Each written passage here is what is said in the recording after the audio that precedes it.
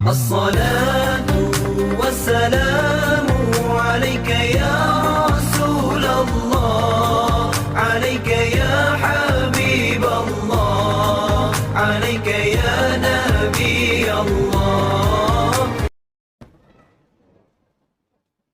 بسم الله الرحمن الرحيم. السلام عليكم ورحمة الله وبركاته.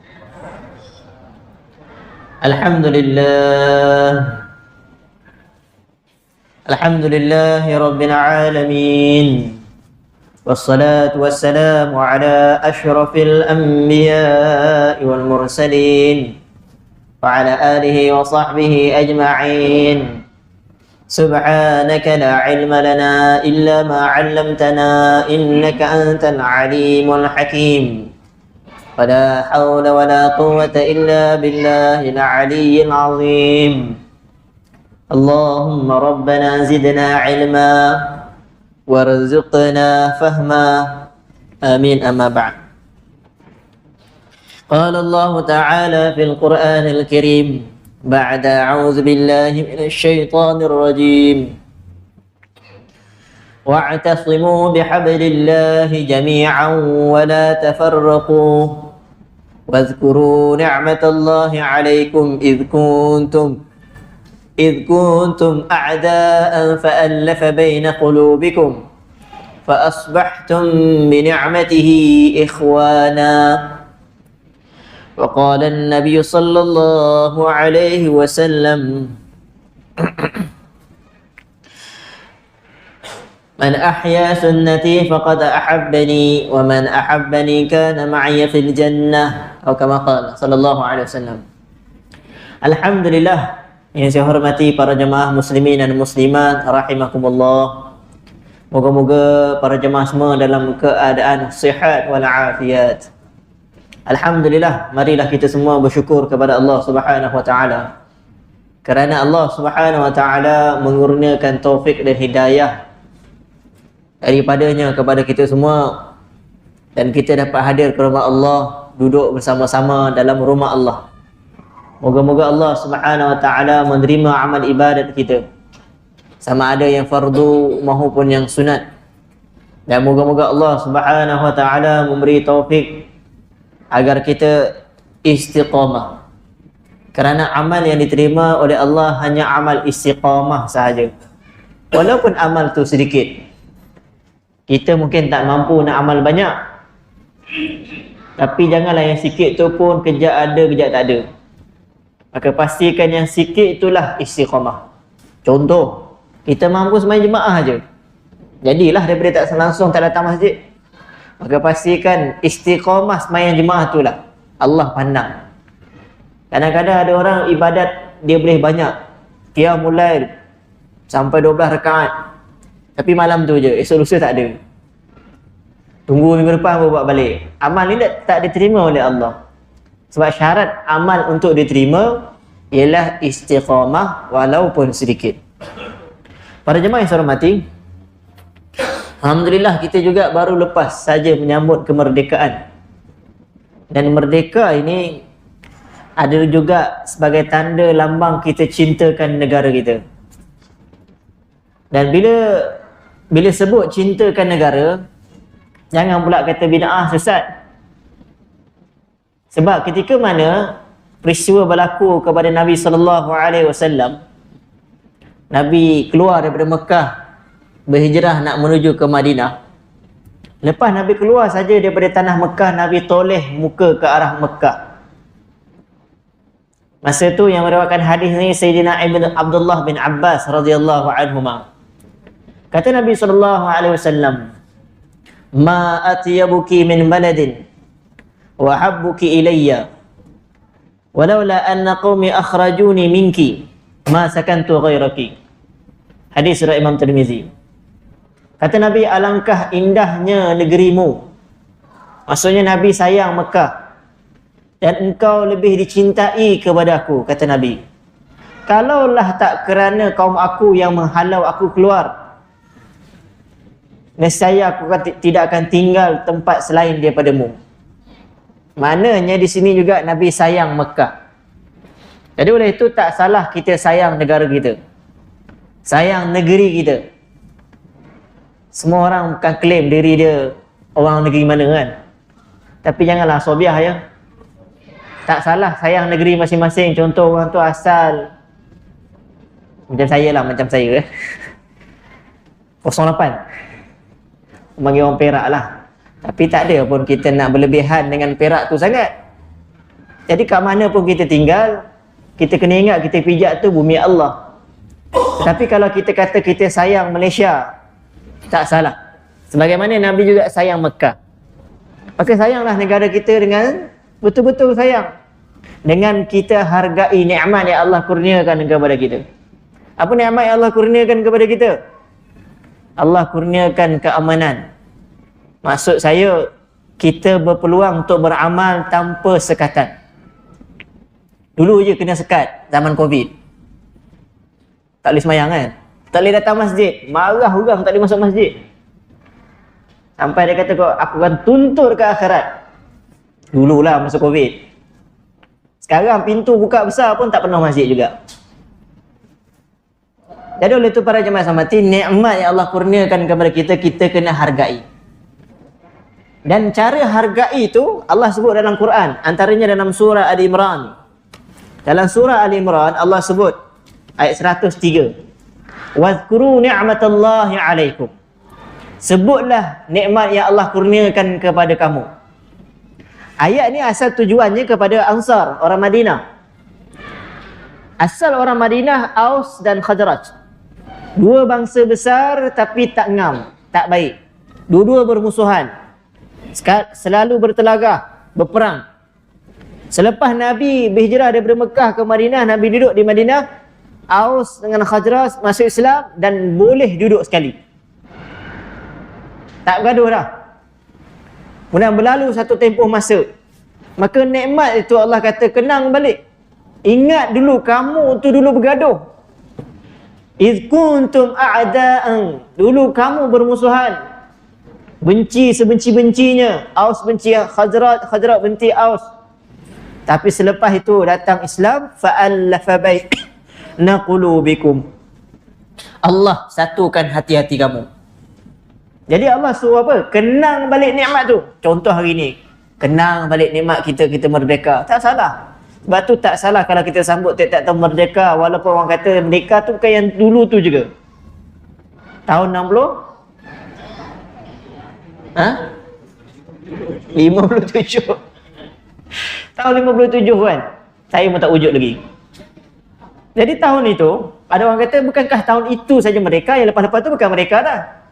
Maka jawapannya, tahun selepas itu memang tidak merdeka secara hakikat, tapi mengenang kemerdekaan. Mengenang juga adalah satu perkara yang baik. Ingat balik nikmat Allah beri. Jadi oleh itu para jemaah yang hormati, syukurlah nikmat ini. Orang akan hargai nikmat yang ada bila dia hilang nikmat tu. Selagi nikmat tu ada kat dia, dia tak akan hargai. Sebagai contoh, kita semua ada anggota tubuh badan, tangan, kaki, kepala semua ada. Antara contoh tangan adalah paling senang, tangan kita ada tu. Hari ni orang tak berapa hargai nikmat tangan tu. Sebab dia menekat lagi dan dia aktif boleh buat kerja. Tapi kalau dah tiba-tiba satu hari tak boleh guna tangan tu. Bukan tangan tu kena potong, tangan tu tak boleh bergerak. Bangun tidur, terus teruk. Na'udzubillah min zalik. Ada satu hamba Allah saya jumpa. Malam macam biasa, segar, main sukan apa semua, tidur. Besok pagi bangun tak boleh bergerak. Tak boleh gerak langsung. Allah kurniakan dia stroke. Jadi, saya nak beritahu pada dia, nikmat yang Allah beri itu, dia akan hargai bila tak dapat. Benda dah tak ada dah. Sama contohnya hari ini, Allah beri kita keamanan. Akan dihargai nikmat itu bila? Bila hilang nikmat tu. Tuan-tuan, para jemaah yang saya hormati, nikmat ni perlu disyukur. Sebab kalau dia tarik balik oleh Allah, kita tak akan boleh dapat balik semula. Tengok negara-negara yang lain, bagaimana orang Islam. Contoh di China sendiri. Orang Islam sendiri pun tak boleh pakai kopiah. Jangankan nak datang semayang, kopiah pun tak boleh pakai. Disekat untuk beramal. Di India pun sama. Imam dibunuh, masjid dibakar. Orang Islam tak bebas. Tak boleh nak buat apa-apa suka hati, tak boleh. Jadi oleh itu para jemaah Islam mati, ini nasihat daripada ayat Quran. Kenang balik nikmat ni. Jangan sampai satu masa nikmat tu ditarik balik oleh Allah. Kerana bila nikmat ditarik balik, kita tak akan boleh dapat kali kedua. Syukurlah nikmat tersebut. Dan Nabi ajar kepada kita semua supaya nikmat tu tak hilang. Selain kita bersyukur kepada Allah, syukur kena syukur. Puji Allah, alhamdulillah kau bagi aku bagi kat negara kami keamanan. Walaupun taklah semacam negara orang lain, tapi alhamdulillah senang pergi masjid ulang-alik, tak ada tak takut-takut. Tak ada rasa gelisah ke pergi masjid tengok kiri kanan keluar rumah, ada ke? Tak ada. Pejam mata je pergi masjid, betul tak? Selamba je, tak ada rasa risau pun. Jadi Nabi yang kedua, Nabi ajar doa. Doa dia apa? Doa minta lindung daripada hilang nikmat. Antaranya hadis yang diriwayatkan oleh Ibnu Umar radhiyallahu anhuma. Hadis sahih riwayat Imam Muslim. Kalau mampu hafal, hafal. Kalau tak boleh hafal, baca makna dia pun tak apa. Dalam doa ni Allah sebut, Nabi sallallahu alaihi wasallam sebut, Allahumma inni a'udzubika min zawali ni'matik wa tahawuli afiyatik wa fujaati niqmatik wa jami'i sakhatik. Ada setengah imam dia hafal, dia baca doa ni. Jadi apa makna doa ni? Ya Allah, aku mohon lindung dengan engkau daripada hilang nikmatmu. Minta dengan Allah, janganlah kau tarik balik nikmat yang kau bagi kat kami ni. Yang kedua kita minta, ya Allah, jangan kau ubah afiah yang kau berikan pada kami. Hari ni kita selamat, kita sihat, jangan ubah benda tu. Yang ketiga kita minta lindung dengan Allah, jangan turun bala musibah daripada Allah. Yang keempat kita minta jangan Allah marah kepada kita. Jangan sampai Allah murka dengan kita. Kerana bila Allah murka, habislah kita semua. Jadi ini doa yang dibaca oleh Nabi. Jangan sampai hilang nikmat. Sejarah telah membuktikan bila manusia tak bersyukur dengan nikmat yang Allah beri pada mereka, Allah tarik nikmat tersebut. Contoh, dulu sebelum datang pemerintahan, jangan kita tengok negara kita tengok dulu sistem khilafah. Macam mana boleh terhapus?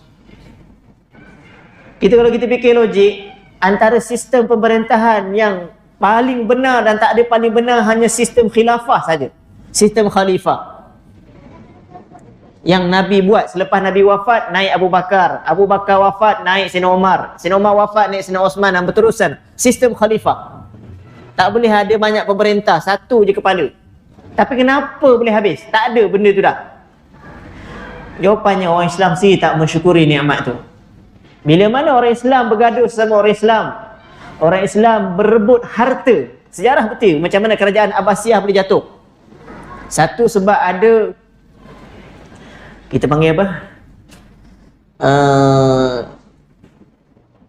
Pengkhianat. Kerajaan Abbasiyah jatuh kerana ada pengkhianat. Pengkhianat tu istilah kita panggil apa? Saya pun lupa dah. Dia ni menyamar. Dia lah buat perancangan, ajak tentera bukan Islam serang orang Islam. Tapi dia ingat bila dia ajak orang bukan Islam serang orang Islam, dia dapat jawatan. Tiba-tiba dah orang kafir kuasai orang Islam, habuk pun dia tak dapat apa. Habis, orang Islam habis. Habis. Kerajaan Abbasiyah jatuh dengan sehina-hinanya. Kitab-kitab ilmu ulama ni habis letaklah sungai. Sehingga sungai menjadi hitam kerana dakwat keluar daripada kitab. Para jemaah ni nikmat Allah tarik balik. Padahal dulu kegemilangan kerajaan Abbasiyah, pemerintah Islam. Sama juga kerajaan India. India dulu dikuasai oleh orang Islam.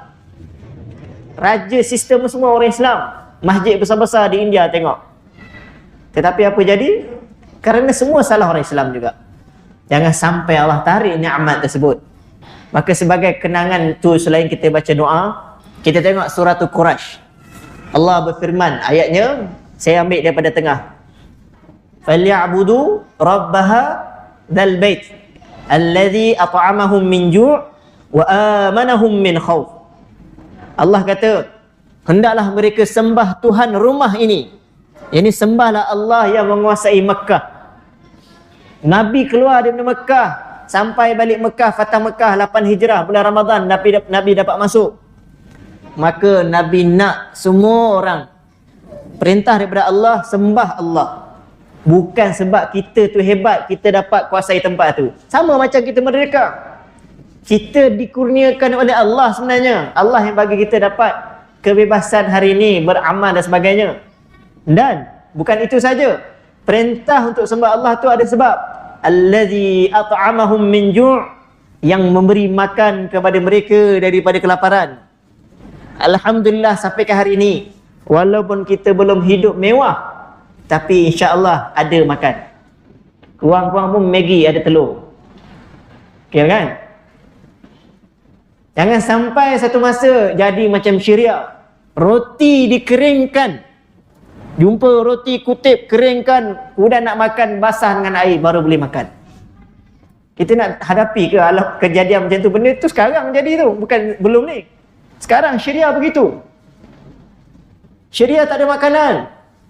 Nak makan, pandai-pandailah cari daun-daun ke apa yang jumpa, Allah tarik. Jadi oleh itu para jemaah yang hormati, Allah yang beri makan kepada kita hari ini. Hari ini kita kenyang. Kan, kurang-kurang pun tak adalah makan sesedap mana pun, tapi kenyang. Okey, alhamdulillah.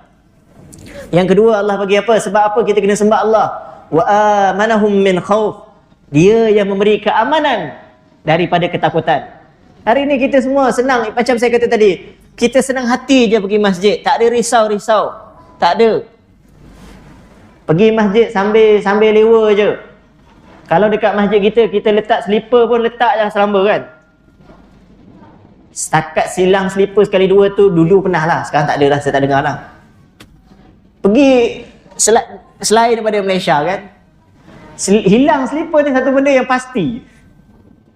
Hilang slipper ada satu benda yang pasti. Sebab tu bawa slipper tu letak dalam plastik, bawa masuk masjid. Jadi oleh tu para jemaah yang hormati, maknanya tak selamat lah. Jadi alhamdulillah Allah beri kita keamanan daripada ketakutan.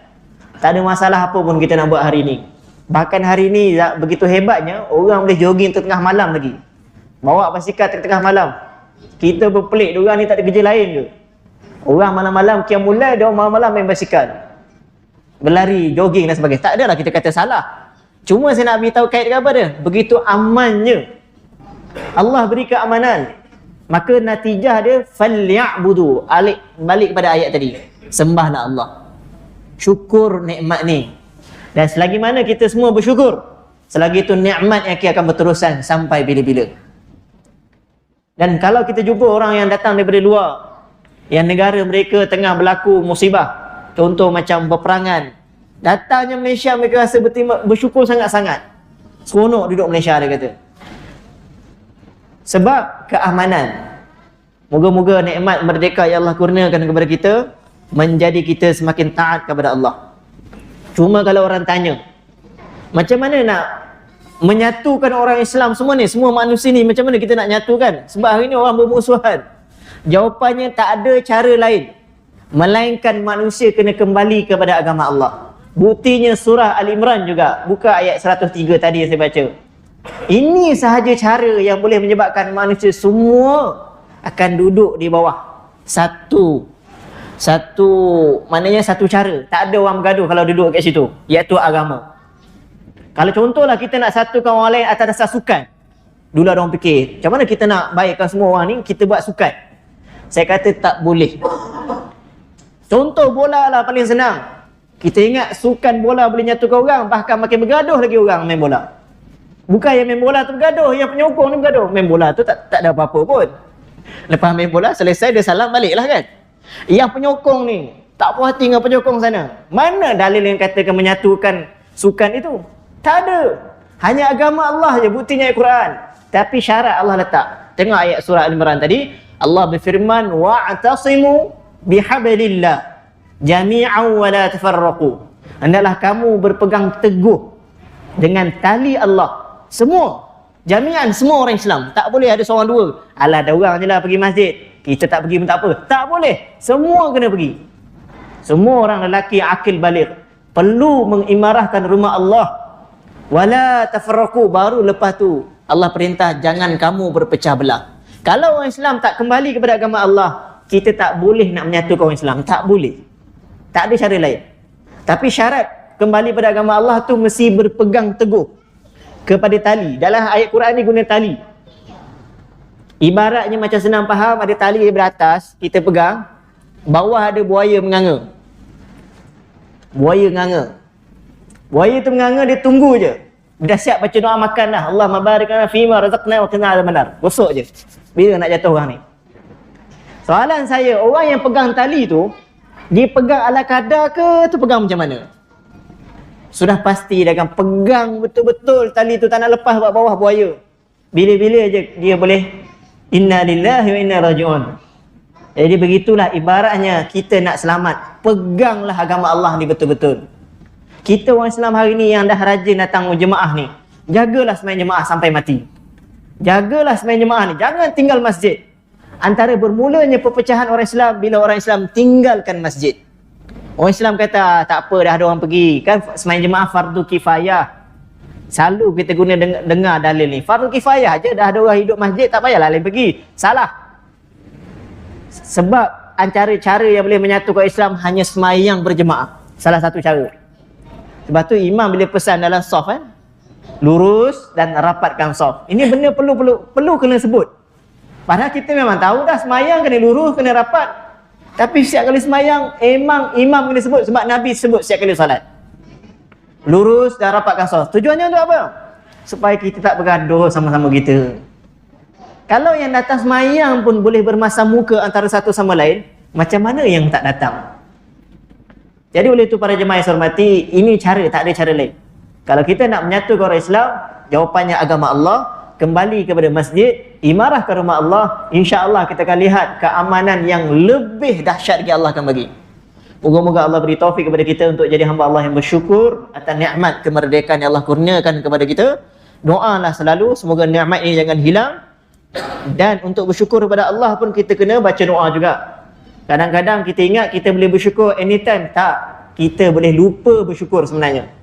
Sebab tu ada doa yang lain. Doa ni senang je, saya rasa semua dah hafal. Allahumma a'inni ala zikrika wa syukrika wa husni ibadatik. Biasa dengar kan? Saya rasa semua dah hafal. Pendek je. Hadis ni hadis sahih, riwayat daripada Sayyidina Muaz bin Jabal. Dalam hadis tu Nabi perintah Sayyidina Muaz bin Jabal baca doa ni supaya jangan lupa untuk bersyukur kepada Allah. Jangan lupa untuk ingat Allah. Allahumma a'inni, ya Allah, bantulah aku ala zikrika, untuk mengingati engkau, wa syukrika, dan bersyukur kepada engkau, wa husni ibadatik, dan memperelokkan ibadat kepada engkau. Kita minta dengan Allah ni, nak syukur pun minta dengan Allah. Sebab kita ni manusia pelupa. Confirm lupa. Nama pun manusia. Perkataan manusia dalam bahasa Arab dipanggil insan. Al-insanu. Al-insanu, perkataan tu asal daripada, kalau kita tengok ada huruf nun, sin, alif. Dia ambil daripada perkataan, salah satu pendapat ulama yang mentafsirkan perkataan insan asal daripada nisyan. Apa makna nisyan? Lupa. Dan ada hikmah juga kenapa Allah jadikan kita lupa. Ada sebab juga Allah jadikan kita lupa. Kalau kita asyik ingat je memanjang, payah juga. Sebagai contoh, ada orang di kematian keluarga yang dia sayang. Kalau Allah dia asyik ingat je, susah hidup dia, betul tak? Asyik ingat je orang tu, maka Allah jadikan lupa. Lupa pun satu nikmat daripada Allah. Jangan marah lupa tu. Lupa pun ada guna dia. Tak ada dah hari-hari teringat, asal bangun tidur je teringat arwah. Tak jadi kerja tau. Jadi Allah jadikan lupa. Cuma yang saya beritahu, untuk bersyukur jangan kita lupa. Kena ingat. Sebab apa? Nikmat itu macam saya beritahu tadi, dia ada masa-masa akan ditarik balik. Maka sebelum ditarik balik, bersyukurlah selalu. Moga-moga Allah kekalkan nikmat yang Allah kurniakan kepada kita. Para jemaah yang saya hormati, itu hanya mukadimah saya saja. Lebih kepada mengajak kepada kita syukur nikmat kemerdekaan yang Allah kurniakan. Ini semua Allah bagi ni. Tak mungkin dia berlaku sendiri kalau Allah tak takdirkan. Tetapi ia lebih pada atas diri kita masing-masing. Moga-moga kita sama-sama beramal insya-Allah. Sambung kisah sirah Nabi SAW daripada kitab Ar-Rahiqul Maktum yang dikarang oleh Safir Rahman Al-Mubarakfuri rahmatullahi alaih. Kisah yang seterusnya saya nak sampaikan berkenaan dengan dakwah Nabi SAW di luar kota Mekah. Sebelum ni kita dah lalu macam mana terjadinya dakwah Nabi di dalam Mekah itu sendiri. Macam-macam musibah Nabi dapat. Maka Nabi dapat perancangan macam mana nak teruskan dakwah Nabi. Nabi rasa kena dakwah di luar Mekah, iaitu dengan mengajak siapa-siapa yang ada di luar supaya beriman kepada Allah. Jadi oleh itu ni ceritanya sambung. Nabi SAW pergi ke kota Taif. Ini tempat pertama yang Nabi pergi di luar Mekah.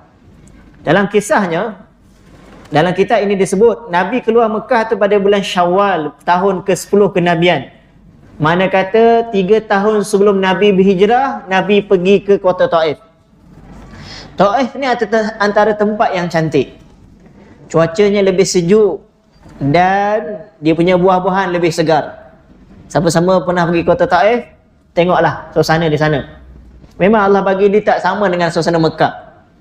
Cuacanya lebih sejuk sedikit dan buah-buahannya lebih segar, lebih baik, berkualiti daripada buah-buah di Mekah. Tapi antara Mekah dengan Madinah, buah Madinah lagi baik daripada Mekah. Sebab buah yang dalam Mekah pun kebanyakan datang daripada Madinah. Tapi saya nak ceritanya dakwah Nabi ni. Bulan Syawal 10 tahun 10 kenabian, Nabi keluar daripada Mekah, Nabi tuju ke kota Taif. Jarak antara kota Taif dengan Mekah lebih kurang 60 batu. 60 batu mana saya tak kerti dalam kiraan kilometer. Banyaklah juga, 100 kilometer ada kot. Saya tak pastilah. Tapi jauhlah daripada Mekah.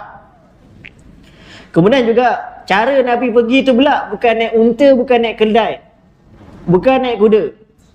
Tetapi Nabi pergi dengan berjalan kaki berdua dengan anak angkat Nabi yang bernama Zaid bin Harisah radhiyallahu anhu. Maka Nabi berdua berjalan. Dalam perjalanan sebelum sampai ke Taif tu, Nabi akan jumpa orang-orang. Orang yang Nabi jumpa tu pun Nabi ajak beriman kepada Allah. Tapi tak ada seorang pun yang terima dakwah Nabi. Lalu sampailah Nabi ke kota Taif. Bila Nabi sampai ke kota Taif, Nabi jumpa 3 orang besar di kota-kota Taif dulu. 3 orang ni kira pemuka-pemuka di kota Taif. Maksudnya bila kita masuk satu tempat, kita kena cari ketua dia dulu. Tu cara kaedah dia Nabi ajar. Bila kita datang satu tempat yang bukan tempat kita, kita ada urusan kat situ, yang mula-mula kita kena jumpa ketua dia dulu. Sini kita jumpa kota kampung lah kan, dompet kita. Datang ke contoh masjid, kita jumpa nazir dulu. Ini contoh, maksud saya begitu. Ada urusan kat masjid, cari nazir dulu. Urusan kampung, ketua kampung. Kalau duduk kat taman, pengurusi taman. Bahkan kalau kita duduk di satu organisasi, bos dia dulu kita jumpa. Ini kaedah yang Nabi ajar. Maka Nabi tak cari penduduk biasa dulu. Nabi cari 3 orang ni dulu. 3 orang ni pun sebut nama mereka dalam kitab. Iaitu namanya Abdul Yalil. Yang pertama, yang kedua Mas'ud, yang ketiga Habib. 3 mereka ni adik-beradik, anak kepada Ammar bin Umair As-Saqafi. 3 ni kafir Lalu Nabi pun jumpalah mereka dan ajak mereka beriman kepada Allah. Tapi apa yang jadi? 3 ni menjawab dengan satu ucapan yang tak sepatutnya mereka cakap. Salah seorang daripada mereka telah berkata apa dia? Huwa yamrutu siyabal Ka'bah in kana Allahu arsalaka. Kata mereka yang salah seorang tu, dia kata, kalaulah Allah hantar dia sebagai rasul, yakni Muhammad, dia ni telah mengoyakkan tirai Kaabah, telah mengoyakkan kelambu Kaabah. Maksudnya apa? Disindir Nabi. Orang macam ni Allah nak hantar jadi rasul, dia ni memang habislah, hinalah Kaabah. Contoh, ni perkataan pertama. Yang kedua pula kata apa? Ama wajadallahu ahadan ghairak.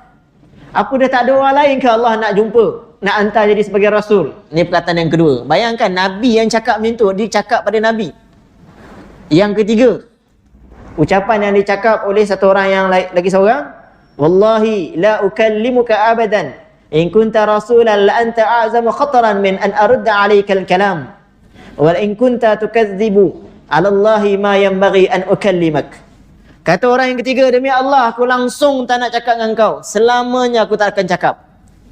Kalau betul kau rasul, maka amat bahaya kalau aku cakap dengan kau, sebab nanti kau akan patah balik, akan jawab balik perkataan-perkataan yang boleh membahayakan aku, maka aku tak nak cakap. Kalau kau bukan rasul, memang langsung lagi lah tak ayat aku cakap dengan kau. Ini perkataan yang menghina Nabi SAW.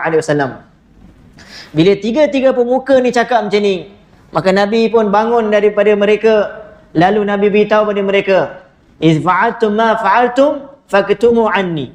Kalau kamu nak buat apa yang kamu nak buat, maka kamu sembunyikan daripada aku. Maksudnya kalau kamu ada niat tak baik, jangan sampai aku tahu. Itu kata Nabi SAW. Selepas tu Nabi dah tak terima dakwah oleh orang pemuka kota Taif. Nabi tinggal di kota Taif, jumpa penduduk pula. Selama tinggal di kota Taif itu, Nabi jumpalah penduduk-penduduk itu tinggal selama 10 hari. Tapi dalam ramai-ramai itu tak ada seorang pun yang terima dakwah Nabi. Bahkan apa yang Nabi terima, Nabi dihalau oleh mereka. "Ukhruj min biladina." Keluar engkau wahai Muhammad daripada negeri kami. Kami tak nak jumpa engkau. Yang orang bodoh pula di kalangan mereka mempermainkan Nabi. Orang bodoh ni maksudnya orang yang kita kata tak ada akhlak lah. Yang perangai buruk, bila nampak je Nabi, dia kacau Nabi, dia memperdayakan Nabi, mempermainkan Nabi. Saya rasa tak jadi lagi begitu pada kita semua. Kita bagi nasihat, tak ada lagi lah orang memperli kita, jatuhkan kita, tak ada. Paling kurang pun orang tak nak dengar je lah. Yang seterusnya, bila Nabi SAW nak keluar daripada kota Taif, selepas sekian lama duduk di kota Taif, maka orang hina di kalangan mereka, iaitu hamba-hamba, orang-orang yang tak ada akal di kalangan mereka, terus ejek Nabi dan berteriak kepada Nabi, cakap macam-macam kepada Nabi. Sehingga kan mereka semua pakak-pakak berkumpul. Lalu mereka buat dua barisan. Simataini, dalam kitab sebut simataini. Simataini maksudnya ada jalan, duduk kiri kanan. Biasanya orang menyambut orang datang, betul tak? Atau orang nak pergi, duduklah kiri kanan. Orang tu nak pergi, kita pun lambai. Tapi yang mereka buat ni bukan nak lambai Nabi SAW balik. Sebagaimana dalam kitab ni sebut, mereka berbaris dua barisan, Nabi lalu di tengah, maka mereka mula melontar batu kepada Nabi SAW. Di samping lontar batu, mereka ucap perkataan yang menghina Nabi SAW. Mereka terus merejam, membaling batu sehingga kena tumit-tumit Nabi SAW, sehingga berdarahlah memenuhi kasut Nabi SAW. Kasut tu penuh darah. Sebab dalam kitab ni sebut hatta tababa na'lahu biddima, sehingga memenuhi kasut Nabi dengan darah. Maksudnya kasut tu pun tak nampak kasut, habis tutup dengan darah. Mana teruknya Nabi SAW kena. Dan lepas itu kan Nabi datang berdua dengan Zaid bin Harisah, anak angkat Nabi SAW. Kisah Zaid bin Harisah ni akan datang di sini cerita. Nabi nak binkan dia dengan Nabi SAW, Zaid bin Harisah. Tapi turun ayat Quran, Allah tak bagi. Tapi ada orang kita buat tau. Orang kita bintikan anak angkat kepada dia. Tak boleh hukumnya haram. Jangan buat. Tapi kalau kita sayang anak angkat tu macam anak kita, itu yang sepatutnya. Dah bela, sayanglah betul-betul. Tapi nak bintikan tak boleh, hukumnya haram Kita menipu dalam bab tu. Tapi alhamdulillah lah ada orang jujur. Walaupun dia bintikan dalam IC, dia jujur. Itu baguslah. Dalam cerita ni lagi, selepas itu Zaid bin Harisah, dia tengok Nabi kena baling batu, dia pun menahan tubuh badan dia untuk selamatkan Nabi SAW. Tapi dia pun kena sekali, lebih teruk dia kena dekat kepala. Maka kepala dia telah terluka kena batu hingga berdarah. Jadi selama itu dalam Nabi keluar daripada kota Taif itu, sampai dah Nabi keluar, selama itulah orang-orang kafir ni terus, orang kafir kota Taif ni terus baling batu sambil mengejek. Sehinggalah sampai Nabi di satu kebun. Di luar kota Taif tu ada satu kebun. Kebun tu kalau ada mutawif, dia kalau bawa jemaah umrah, dia akan beritahu inilah kebun yang Nabi berhenti selepas Nabi keluar daripada kota Taif kena baling batu. Kalau siapa yang pergi dapat kota Taif tu, tanyalah. Kita dengar azan dulu. Para jemaah yang saya hormati, saya sambung sikit lagi. Selepas Nabi dibaling batu, dan Nabi berterusan dibaling batu, sehingga Nabi sampai ke sebuah kebun. Kebun tu milik dua orang lelaki yang bernama Utbah dengan Syaibah. Dua-dua ni anak kepada Rabi'ah, orang kafir jugalah. Utbah dengan Syaibah ni dua-dua orang kafir. Tapi kebun tu berada di luar kota Taif. Masa tu Utbah dengan Syaibah ni memang ada kat kebun tu. Jadi bila sampai kat kebun tu, Nabi SAW pun masuk dalam kebun. Barulah orang kafir yang kejar Nabi baling batu tadi patah balik, tak kejar dah. Sebab dah masuk properti orang lain, dah masuk tanah orang, maka mereka tak berani nak masuk. Jarak kebun tu dengan Kota Taif 3 batu. Bayangkan Nabi kena baling batu berapa lama, berapa jauh, berapa lama. Kalau jarak dia 3 batu, kita kata lebih kurang cincai 2,5 batu lah Nabi kena baling batu. 2,5 batu tu berapa kilometer? Lebih kurang dalam 4 kilometer lah, lebih kurang saya agak je lah. 4 kilometer kena baling batu, tuan-tuan, para jemaah yang saya hormati. Dibaling batu berterusan sambil diejek. Macam mana dengan Nabi SAW tu sendiri? Ini memang satu kisah yang sangat-sangat sedih yang berlaku kepada Nabi SAW. Cuma mereka tak terus baling batu sebab dah masuk kebun orang. Mereka tak jadi, mereka patah balik. Jadi ketika itu Nabi pun masuk dalam kebun tersebut. Dalam kebun tersebut Nabi telah pergi ke satu batang pokok. Ada kata pokok kurma, ada kata pokok anggur. Tapi yang dalam kitab ini disebut pokok anggur. Ada saya pernah jumpa dalam kitab yang lain sebut pokok kurma. Tapi yang dalam kitab ni sebut pokok anggur. Nabi pergi ke pokok anggur tersebut, Nabi berteduh di bawahnya, tapi pokok tu menghadap ke dinding pagar kebun tersebut. Mana kebun tu ada pagar.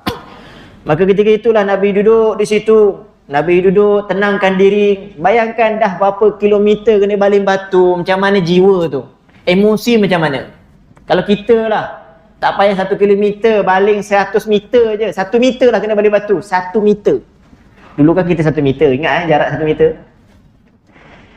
1 meter je kena baling batu. Kita punya perasaan hati tu macam mana? Emosi, memang tak betul lah. Kayak jadi marah, hangin, macam-macam akan jadi. Nabi SAW berhenti dalam kebun tu, cuba tenangkan diri.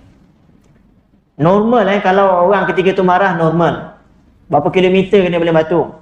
Tetapi yang hebatnya Nabi SAW ni, walaupun hati Nabi penuh dengan kesedihan, duka cita, rasa kecewa, kekesalan yang bersekatan sebab bukan dia tak dapat, satu orang pun tak nak terima dakwah Nabi. Kalau orang tak nak dengar tu pun dah satu hal lah. Ini kena baling batu, diejek sebegitu rupa. Yang ejek pula orang yang bodoh-bodoh di kalangan mereka, yang akhlak buruk. Jadi hati tu memanglah sangat-sangat sedih. Tetapi Nabi SAW tetap tak mendoakan keburukan. Yang ni special pada Nabi. Kalaulah kita mampu jadi macam Nabi ni, hebat. Tengah marah-marah pun boleh doa benda baik-baik lagi. Sebab tu saya selalu bagi contoh untuk diri saya yang cakap ni. Dan semua tuan-tuan jemaah semua. Isu paling senang kita bergaduh bila kita bawa kenderaan. Betul tak? Bawa motor, bawa kereta, hilang. Akal jadi hilang, tak tahu kenapa. Lagi-lagi kalau berlaku benda tak baik, aksiden misalnya. Ataupun tak aksiden pun, orang tu potong macam kuajar sikit kan, cilok macam tu. Kita mulut keluar apa? Keluar mulut. Susah nak sebut Alhamdulillah, Allah uji saya hari ni. Boleh tak? Ataupun kita terus bersangka baik, mungkin dia sakit perut kot, nak buang air besar ke, ataupun bini ni nak bersalin ke. Tak ada tak kita keluar kata begitu? Tak ada. Terus maki hama, mencarut, bahkan lebih teruk doa keburukan lagi. Biar dia mati, lantak dia kena langgang lori. Na'udzubillah. Susah kita nak doakan kebaikan. Padahal bukan susah sikit pun, bukan teruk sangat pun. Nabi dah teruk macam tu pun boleh doa kebaikan. Jadi dalam doa tu saya sebut doa je. Dalam doa tu Nabi SAW sebut, Allahumma ilaika ashku da'fa quwwati. Aku mengadu ya Allah kepadamu akan kelemahan kekuatanku, wa qillata hilati, dan kekurangan cara aku, wa hawani 'alan nasi, dan hinanya aku di kalangan manusia. Ya arhamar rahimin, anta rabbul mustad'afin, engkaulah Tuhan yang kepada orang-orang yang lemah. Wa anta rabbi, engkau Tuhanku. Ila man takiluni, kepada siapa yang patut aku serahkan diriku. Ila ba'idin yatajahhamuni, adakah kepada orang yang jauh yang akan menyerang aku. Am ila aduin mallaktahu amri, atau kepada musuh yang engkau beri dia menguasai urusanku. Illam yakun bika alayya ghadabun fala ubali, jika engkau tak marah kepada aku, maka aku tak peduli. Walakin afiyatuka hiya awsa'u li, tetapi afiah daripada engkau amatlah luas bagi aku. a'udzu bi nuri wajhika alladhi asyraqta lahu adh-dhulumat. Aku mohon lindung dengan cahaya wajahmu yang telah menyinari segala kegelapan. Wa salaha alaihi amru dunya wal akhirah, dan yang telah menjadi baik segala urusan dunia akhirat. Min an tanazzala bi ghadabuka, daripada turunnya kemurkaanmu. Au yahulla alayya sakhatuk, ataupun turun kepadaku kemurkaanmu. Lakal utba hatta tarda, kepada engkau lah ridha sehinggalah engkau redha. Wala haula wala quwata illa billah, tiada daya dan upaya melainkan dengan engkau. Jadi doa yang Nabi baca, Nabi tak cakap yang buruknya, kata taib, jahatnya orang jahat, kata taib, tak ada. Tak ada sebut sikit pun. Nabi kata, aku ni lemah ya Allah, aku tak pandai. Ada perkataan wa qillata hilati.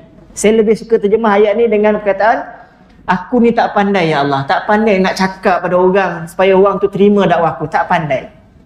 Contoh macam saya ni, kalau tiba-tiba lah saya ada cakap kuliah ni, tapi ada orang tak boleh nak faham, memang saya tak pandai.